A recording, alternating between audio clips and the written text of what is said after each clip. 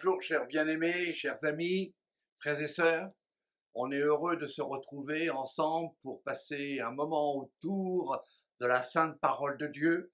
On a vécu jeudi dernier un temps extraordinaire dans la prière, d'une façon présentielle. On était quelques-uns et on a hâte de se retrouver ensemble.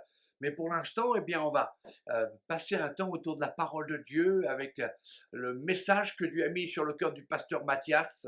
Mais avant de vous laisser un petit peu de temps sur un fond musical pour que vous puissiez vous souhaiter de bonnes choses, des bénédictions, heureux de vous retrouver au niveau du chat, je voudrais simplement vous lire un texte que j'ai trouvé et que tous connaissent. Et là, c'est traduit du texte original par les membres du rabbinat français, c'est-à-dire la Bible rabbinique. Et je veux vous lire ce cantique des degrés. À qu'il est bon, qu'il est doux à des frères de vivre dans une étroite union. C'est vrai, on est peut-être un peu séparés, mais il y a l'esprit qui nous unit. C'est comme l'huile parfumée sur la tête qui découle sur la barbe d'Aaron et humecte le bord de sa tunique, comme la rosée du Hermon qui descend sur les monts de Sion. Écoutez bien, car c'est là que Dieu a placé la bénédiction. La bénédiction de Dieu, c'est quand nous sommes unis ensemble, à l'écoute de la parole de Dieu. Il a placé la bénédiction, la vie heureuse pour l'éternité. Peut-être que en ces moments, il y a des malheurs autour de nous, mais si nous sommes unis par l'Esprit à Dieu, avec nos frères et nos sœurs, avec l'Église, avec la vision que Dieu a donnée pour cette Église, eh bien, il y a la bénédiction et il y a la vie heureuse pour l'éternité. Je vous souhaite un bon moment. Prenez quelques temps pour chatter ensemble, pour parler. Et puis après, soyons tous attentifs à ce que Dieu veut nous dire. Que Dieu vous bénisse. Bon dimanche matin. Bonne écoute de la parole de Dieu. Soyez bénis et ayez une vie heureuse pour l'éternité.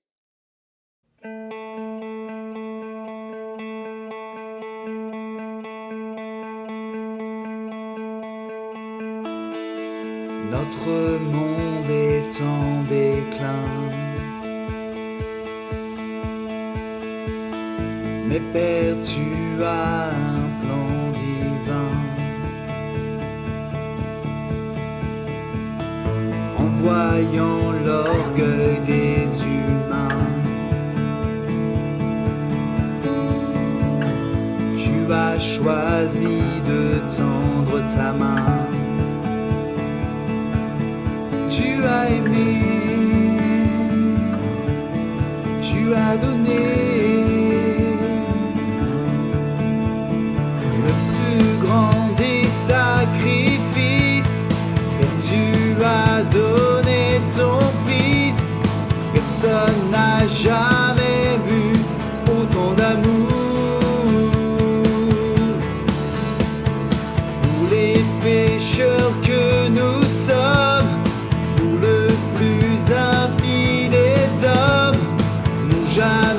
Jamais vu un si grand amour. Notre monde est en déclin,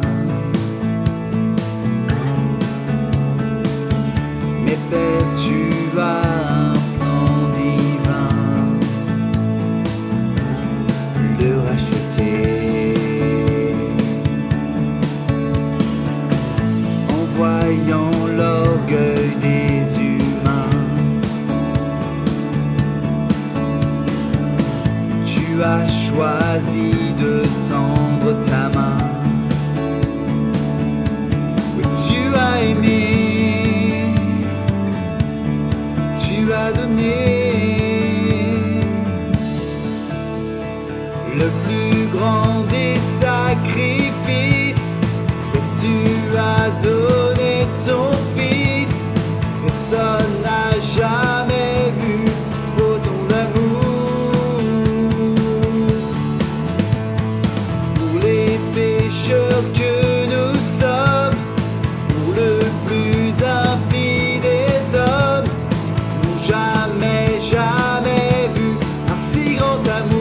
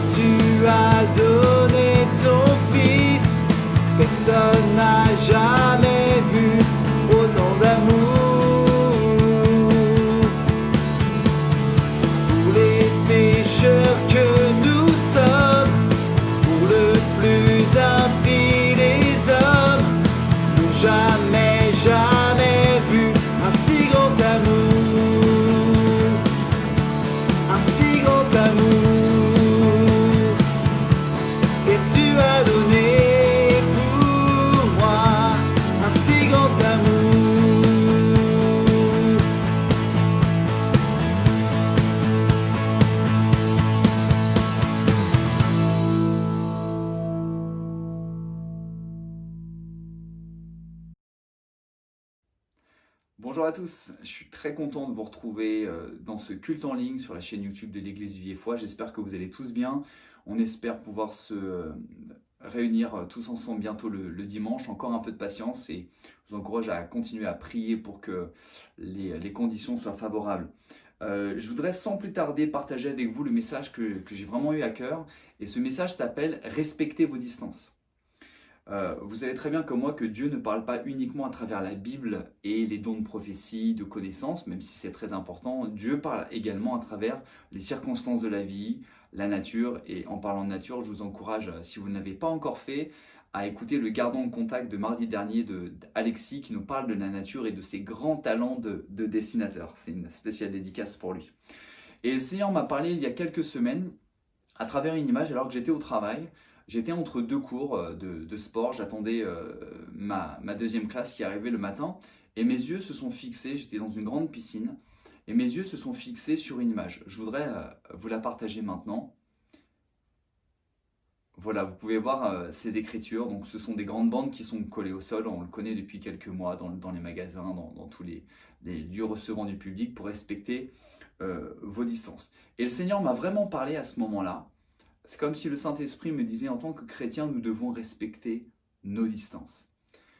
Pas nos distances avec le Covid, bien évidemment, on est tous au clair là-dessus, qu'il faut la distanciation physique, le port du masque, les gestes barrières, et nous le faisons puisque nous voulons être soumis aux autorités et faire également notre effort national pour préserver le pays.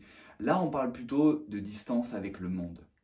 Lisez avec moi dans 1 Jean chapitre 2 verset 15, donc c'est l'épître de Jean, pas l'évangile.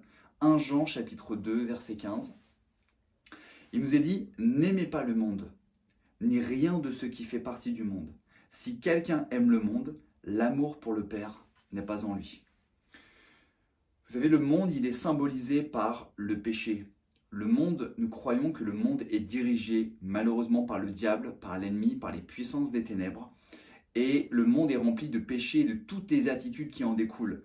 L'amour de l'argent, le matérialisme, le pouvoir, l'individualisme. Et toutes ces attitudes et cette destinée sont contraires aux enseignements de Dieu. Alors, certains d'entre vous pourraient dire « Oui, mais dans le monde, il y a de belles choses. » Oui, effectivement, quand on regarde la création, il y a de magnifiques choses. Mais la création, elle a été faite par le Seigneur, par Dieu. Et là, on ne parle pas de la création, on parle du monde en tant que tel, du péché, des hommes qui font le mal et des attitudes qu'ils peuvent avoir. On va lire toujours dans 1 Jean au chapitre 2, mais cette fois-ci au verset 16. Écoutez ce qui nous est dit. « En effet, tout ce qui fait partie du monde, les mauvais désirs qui animent l'homme livré à lui-même, la soif de posséder ce qui attire les regards et l'orgueil qu'inspirent les biens matériels, tout cela ne vient pas du Père, mais du monde. » Vous savez, l'Église, on travaille, on étudie en ce moment et toute cette année le thème de la culture, la véritable culture de l'Église en tant que le corps de Christ, hein, pas le bâtiment puisque l'Église, ce sont l'ensemble, c'est l'ensemble des chrétiens. L'Église vient du grec « ecclésia » qui veut dire « appelé hors d'eux ». L'Église, ce sont des hommes et des femmes qui ont été appelés hors du monde, à prendre leur distance avec le monde. Et on a un problème actuel, mais qui était aussi passé, si vous lisez la Bible, et particulièrement l'Épître aux Corinthiens, vous verrez que ce n'est pas un problème nouveau, c'est que l'Église, les hommes et les femmes chrétiens, parce qu'elle vit dans le monde, est souvent influencée par le monde. Ce n'est pas un problème nouveau. Si vous lisez l'Épître aux Corinthiens, vous pouvez voir que cette église qui avait beaucoup de qualités avait également beaucoup de défauts et les hommes et les femmes se laissaient influencer par les pratiques. Et c'est vraiment important et on va étudier ça aujourd'hui pendant quelques minutes, que nous puissions respecter nos distances avec le monde. Le premier point, c'est que la véritable culture de l'église, c'est que nous devons nous rappeler notre nouvelle condition. Qui nous sommes? La Bible dit que nous sommes des enfants de Dieu et que nous sommes nés de nouveau. Nous sommes dans le monde, vous le connaissez par cœur, et là vous allez dire, mais nous ne sommes pas du monde. C'est bien ça. Et j'ai même envie de dire que nous sommes dans le monde, mais nous ne sommes plus du monde. Parce que peut-être que certains d'entre nous avant étaient dans le monde, et le fait d'avoir ouvert nos cœurs à Jésus-Christ, de s'être convertis, nous ne sommes plus du monde, nous sommes passés de la mort à la vie. Donc plutôt, j'ai envie de dire, nous ne sommes plus du monde. Dans Jean 17, donc cette fois dans l'évangile de Jean, c'est Jésus qui parle. Il parle de ses disciples à l'époque, mais nous sommes les disciples de Jésus. Jésus dit, ils n'appartiennent pas au monde. Comme moi-même, je ne lui appartiens pas. Nous sommes nés d'en haut, nous sommes nés de l'Esprit de Dieu et nous n'appartenons pas au monde qui court à sa perte. Maintenant, il y a ce que la Bible enseigne. C'est la vérité, c'est ce qui devrait transparaître dans nos vies. Et il y a la réalité. Et c'est bien de temps en temps d'analyser nos vies par rapport à ce qu'elles devraient être. Et on peut voir si notre vie, si moi, ma vie, Mathias, elle est conforme à la parole de Dieu et si je respecte mes distances par rapport au monde. Et nous pourrions voir si notre vie est conforme à celle du monde ou à celle de Dieu en analysant 3 choses. Ce que nous faisons, ce que nous disons et ce que nous pensons. Premièrement, ce que nous faisons. Pensons un peu à la nature et la portée de nos actes. Est-ce que nous sommes véritablement honnêtes avec tout ce que ça engendre? Ou est-ce qu'on est honnête uniquement quand ça nous arrange? Quels sont les lieux que nous fréquentons dans ce que nous faisons? Il y a des lieux où le monde aime aller, le monde aime se divertir. Est-ce que nous aimons aller dans ces lieux-là? Je ne pense pas à un lieu en particulier, mais je pense qu'il y a des lieux qui ne sont pas faits pour les enfants de Dieu.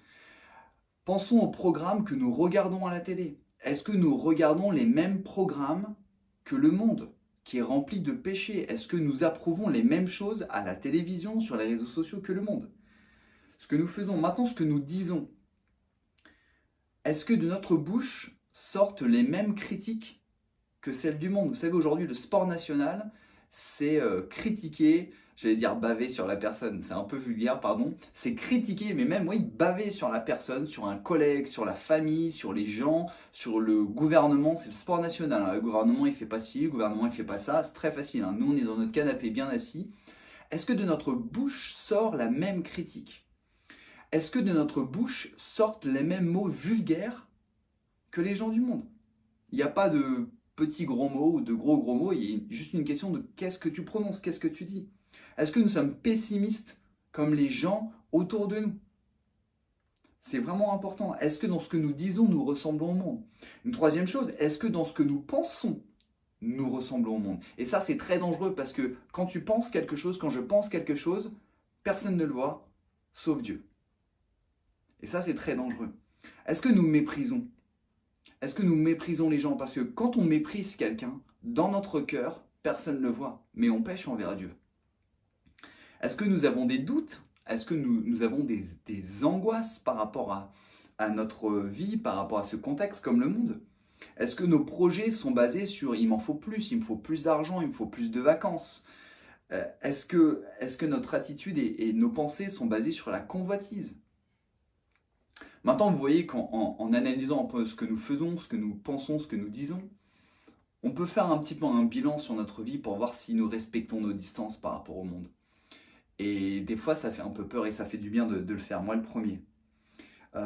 Nous ne pouvons pas être des enfants de Dieu, nous dire enfants de Dieu, nous dire chrétiens, et être des enfants du monde également. Ça va pas, c'est pas cohérent. Nous ne pouvons pas nous déclarer enfants de Dieu et pratiquer les mêmes choses que le monde. Je rappelle cette parole de 1 Jean 2,15, si quelqu'un aime le monde, l'amour pour le Père n'est pas en lui. Tu peux pas dire j'aime Dieu, je crois en Dieu, et faire des choses que Dieu n'aime pas. Ça fait de moi un menteur si nous faisons ça. Et pensons un peu au sacrifice de Jésus. Dieu a envoyé son Fils Jésus-Christ pour nous racheter de la mort éternelle, de nous enlever de cette condition entre guillemets mondaine. Si nous revenons au monde, c'est comme si nous disions à Jésus, les yeux dans les yeux, moi Jésus, ton sacrifice, il vaut rien, quoi. C'est vraiment ça. C'est vraiment important. Et l'analyse de notre vie ici-bas peut nous aider à nous dire, attends, je me pose, ma vie finalement, est-ce qu'elle est vraiment différente de celle des autres? Parce que je suis un enfant de Dieu. Deuxième point, j'espère que vous êtes toujours avec moi. Maintenant, comment respecter ces distances avec le monde? Je vous rappelle cette image, respecter ces distances avec le monde. Et c'est très difficile. Je le conçois, c'est très difficile pour nous parce que le monde nous attire comme un aimant. Et il y a 2 raisons qui nous poussent sans cesse vers le monde. La première raison, c'est la nature charnelle. Je nous rappelle que Adam et Ève, dans le jardin d'Éden, ont péché par désobéissance à Dieu. Le péché est entré dans l'histoire de l'humanité. Et cette nature charnelle pécheresse est toujours en nous, elle nous colle à la peau. Nous nous en débarrasserons uniquement quand nous irons au ciel, nous irons au paradis en présence de Jésus. Et elle nous colle toujours. Et elle ressort quand on est fatigué, quand on est à bout. C'est important de se rappeler que nous sommes faibles. Vous connaissez peut-être ce passage dans la Bible qui nous dit que celui qui se croit debout ne prenne garde, voilà, de tomber. Vous l'avez tous dit, je vous entends. Et c'est important de rester vigilant, parce que quand je reste vigilant et je me dis attention, je peux être faible, il n'est pas question de se dévaloriser, mais quand je me dis attention, j'ai encore ma nature charnelle, je suis faible, je deviens vigilant à ça. C'est comme quelqu'un qui a des faiblesses dans la cheville et qui va faire un footing, ok, j'ai des faiblesses dans ma cheville, il faut que je fasse attention. La personne va être vigilante. C'est la même chose avec notre condition. Paul dira dans 1 Corinthiens 27, écoutez, l'apôtre Paul dira, je traite durement mon corps. Il ne dit pas, je fais attention de temps en temps. Je traite durement mon corps, je le maîtrise sévèrement. De peur qu'après avoir proclamé la bonne nouvelle aux autres, je ne me trouve moi-même disqualifié. Paul parlait de cette vigilance. La vieille nature est encore là, elle nous pousse à avoir les mêmes attitudes que le monde. La deuxième chose qui nous attire, qui nous pousse vers le monde, c'est l'environnement extérieur. Notre environnement, parce que nous ne sommes pas des moines, nous n'allons pas nous isoler, on en parlera après. Notre environnement est là et il est tentant. Posons-nous la question, si le serpent n'était pas venu dans le jardin d'Éden, si Satan n'était pas venu, si le fruit de l'arbre de la connaissance du bien et du mal n'avait pas été si beau à manger, si tes amis ou tes collègues de travail n'étaient pas si vulgaires, si ton code de carte bleue n'était pas automatiquement enregistré sur ton site préféré que je ne nommerai pas, est-ce qu'on ne céderait pas un peu moins à la tentation? Le monde qui nous entoure n'est fait que de tentations. Analysons l'environnement un peu dans lequel nous vivons. L'argent, le pouvoir, la célébrité. Est-ce que l'environnement dans lequel je vis, dans lequel tu vis, est-ce qu'il est dangereux? Ou est-ce qu'il est sécurisé? Est-ce qu'il est sécurisant? Et il n'est pas question de s'isoler, hein, bien au contraire. Souvent, on dit, on chante, on prie, Dieu, tu es ma forteresse, mais je vis dans un champ de mine. Tu vis dans un champ de mine. On ne peut pas proclamer Dieu, tu es ma forteresse et marcher dans un champ de mine, c'est pas possible. Et on peut résumer la qualité de notre environnement à deux choses. 1, les gens que nous fréquentons, et 2, les informations que nous donnons à manger à notre esprit, notre cerveau. 1, les gens que nous fréquentons, que ce soit au niveau personnel ou professionnel. De grandes études sociologiques depuis des années ont montré l'impact du groupe sur l'individu.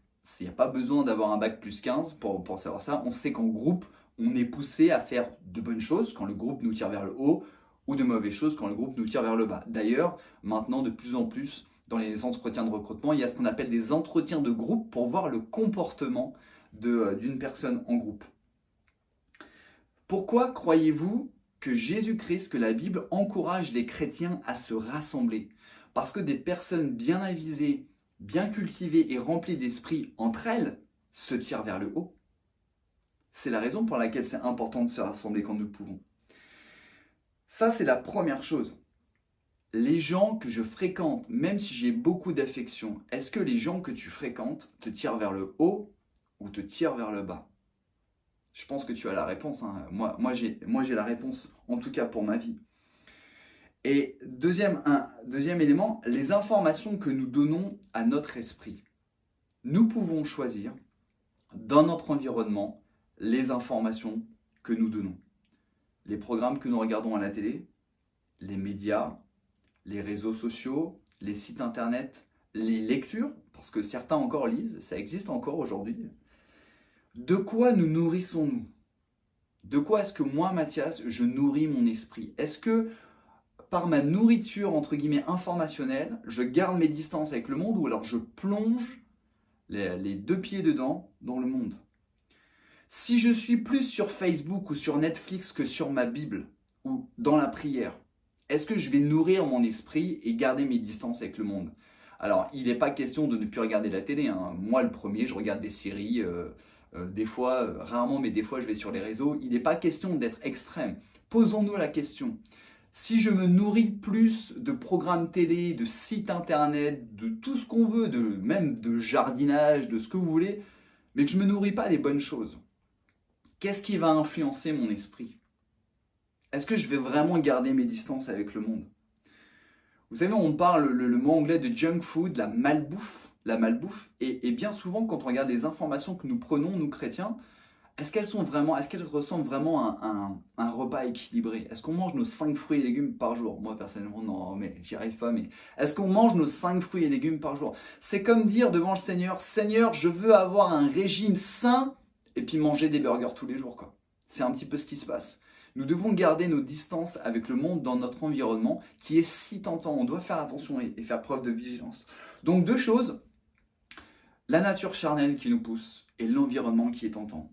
Mais j'ai une très bonne nouvelle pour nous ce matin, c'est que nous pouvons avoir une action sur ces 2 choses. Nous pouvons les contrôler. Nous pouvons contrôler notre nature et notre environnement. Nous pouvons agir. La première chose, c'est que nous pouvons agir sur notre nature en étant renouvelés et remplis par le Saint-Esprit. Parce que le Saint-Esprit nous permet de mettre de côté notre vieille nature. Le Saint-Esprit transforme le chrétien de l'intérieur. Le Saint-Esprit, ce n'est pas les bonnes résolutions qu'on va tous prendre au mois de janvier. Le Saint-Esprit nous change de l'intérieur vers l'extérieur. Et plus nous sommes remplis du Saint-Esprit, moins nous laissons la place à la vieille nature. Et c'est vraiment important. Et à l'église Vie et Foi, c'est capital pour nous d'être remplis du Saint-Esprit. Et je vous encourage, je vous en supplie, si vous n'êtes pas remplis du Saint-Esprit, si vous n'êtes pas baptisés dans le Saint-Esprit, lors de notre prochaine rencontre, faites-vous connaître, demandez la prière et priez avec foi le Seigneur, parce que la Bible nous dit de prier avec foi et de recevoir vraiment le Saint-Esprit. Je vous donne une anecdote. Mon papa, quand il était jeune, il avait des gros problèmes de mensonges. C'était un menteur. Elle aurait pu être commercial, alors dédicace à tous les commerciaux, c'est une petite blague à part. Il avait de gros problèmes avec le mensonge. Mais quand le Saint-Esprit l'a changé, quand Dieu est venu régner dans sa vie, il n'a plus eu de problème avec le mensonge. Pourquoi? Est-ce que c'est parce qu'il s'est dit « je ne vais plus mentir, je ne vais plus mentir, je ne vais plus mentir » Non, c'est parce que Dieu l'a changé. Dieu l'a changé. Et Dieu nous change et enlève toutes les mauvaises choses charnelles en nous. Nous pouvons agir également sur notre environnement en demandant à Dieu de nous donner le discernement et la sagesse pour ne pas faire comme les autres. Pour savoir, parce qu'il y a ce que la Bible dit qui est bon et ce qui n'est pas bon. Et bien souvent, nous n'analysons pas ce qui se passe dans notre vie. Je suis très loin d'être parfait, mais je peux vous dire que depuis que je suis au Seigneur, depuis qu'avec Isabelle, ma femme, on essaye d'avancer avec le Seigneur, il y a des programmes télévisés que nous avons arrêté de regarder. Et il y a des films que nous avons arrêté de regarder. Parce que le Seigneur nous a parlé. Le Seigneur nous a montré que ça, c'était pas pour sa gloire. Et c'était pas de la nourriture équilibrée. Il y a des personnes que je ne fréquente plus. Parce que je sais que ces personnes me tiraient vers le bas. C'est vraiment important de demander au Seigneur de sa sagesse. Écoutez ce qu'il est dit dans 2 Pierre 3,18. Épître de 2 Pierre 3,18. Au contraire, progressez sans cesse dans la grâce et dans la connaissance de notre Seigneur et Sauveur Jésus-Christ. Progressez sans cesse. Et vous savez, ce verset, il est très intéressant parce que dans le contexte de ce verset, juste avant, c'est bien des fois de lire avant et après un verset, Pierre parle de la possibilité de perdre sa position de foi. Je vais vous le lire, donc c'est le verset 17. « Prenez garde de ne pas vous laisser entraîner par l'égarement de ces hommes vivant sans respect pour Dieu et de perdre ainsi la position solide que vous occupiez. » Et après ça, Pierre dit « Au contraire, progressez. » C'est comme si Pierre nous disait « Il ne suffit pas de rester sur ses acquis, mais il faut progresser parce que lorsqu'on ne progresse plus, on régresse. » Alexis a utilisé mardi dernier cette image de courant qui nous entraîne. Je ne sais pas si vous avez souvent l'habitude de vous baigner en mer, mais quand il y a du courant, quand je ne nage pas, je dérive. Et quand je nage, des fois, je fais du surplace, si je nage mal ou si le courant est fort. Et Pierre, je crois, veut dire la même chose. Il ne veut pas simplement dire on reste sur nos acquis, on fait rien de bien, on fait rien de mal. Non, il dit poussez, progressez, grandissez, parce que le courant du monde est là, et il nous attire, il nous attire, il nous attire. C'est la raison pour laquelle nous voulons tous progresser dans la connaissance du Seigneur, dans les dons du Saint-Esprit, et vraiment dans la sanctification. C'est vraiment important. J'ai perdu ma page. Nous devons rester sur nos gardes et toujours progresser. C'est une lutte constante. Et avant de passer à un tout dernier point, je voudrais juste nous dire, nous devons garder, respecter nos distances avec le monde. Et pour garder nos distances avec le monde, nous devons garder notre proximité avec Dieu.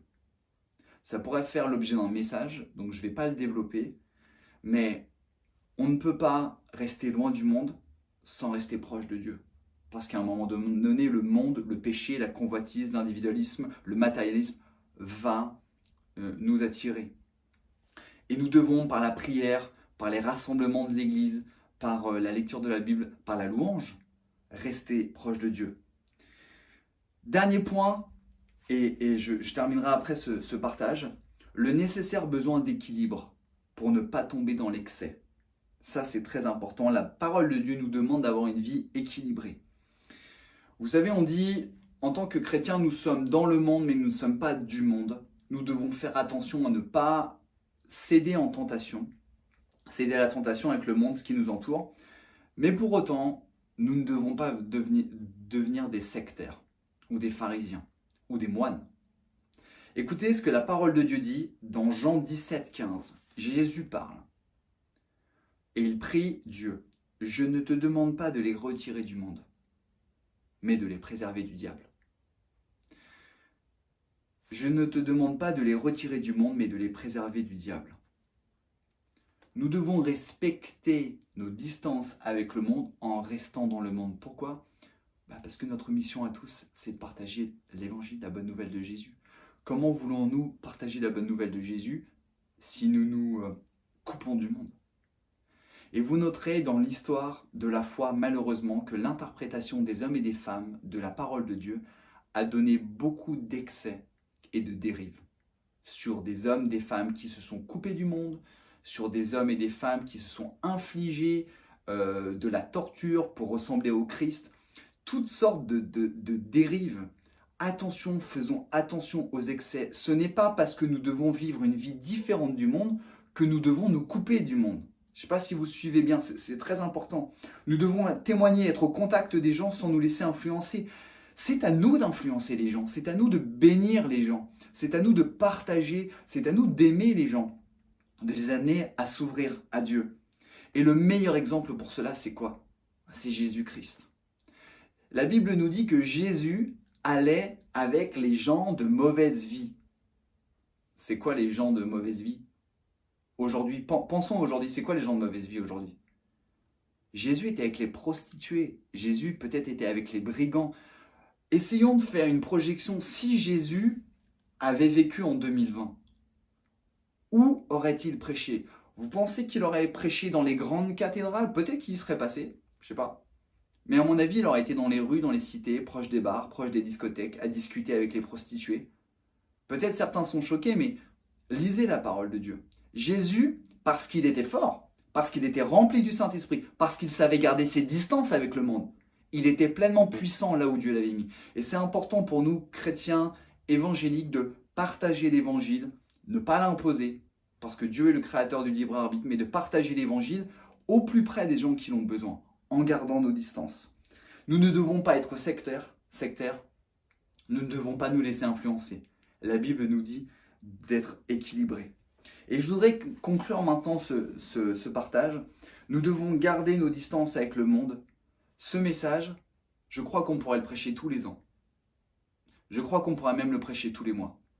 Parce qu'il nous ferait du bien, parce qu'on cesse sans cesse attiré par le monde, par les convoitises du monde, parce que le monde veut ce que le monde désire, alors que nous sommes des enfants de Dieu.